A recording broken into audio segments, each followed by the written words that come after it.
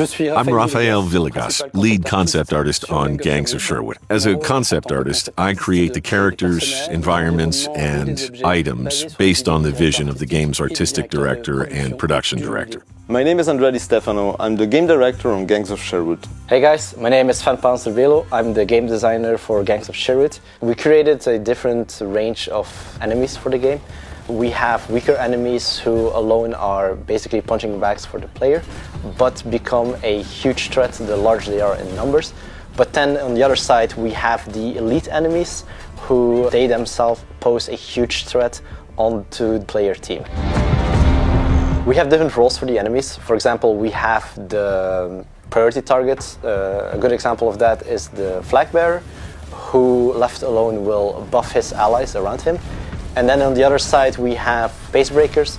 A good example of that is the berserker, who constantly tries to jump in on the players and try to interrupt their current combos.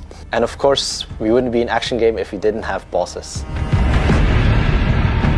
In terms of categories, there's a wide range. We have the lightest units, we have ranged units, there are semi-bosses, and the main bosses that have their own arenas. The distinction is fairly obvious. We differentiate between them using size, color schemes, and the way armies are portrayed, because each boss is like a military leader with their own army. So there are associated colors and uniforms. All of this came out of the creation process relatively naturally.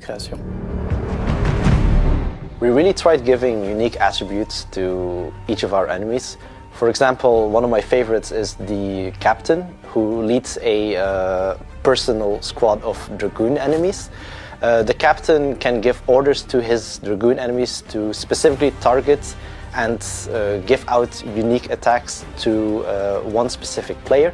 But then we have, for example, the shield puncher, who has a giant indestructible shield that the player cannot break, and the player must trick the shield puncher to expose his back so that the player can actually defeat him.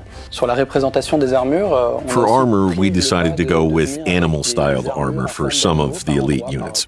This wasn't random. They have a direct connection with English coats of arms. We wanted to go a bit further than just banners and color schemes. We even used sculpture to make the enemies more epic. So we end up with a complete representation of Richard the Lionheart, of course, and the Nottingham Stag. As you progress throughout the adventure, you'll meet several enemy types. Some of them are regular soldiers, while others, they're designed to be scary. They're dangerous. They can jump from one side to the arena to the other in a blink. Some of them are inspired by animals. Some of them require energy. Some of them can handle your whole group in one blow. And of course, there's very impressive bosses. But we want more!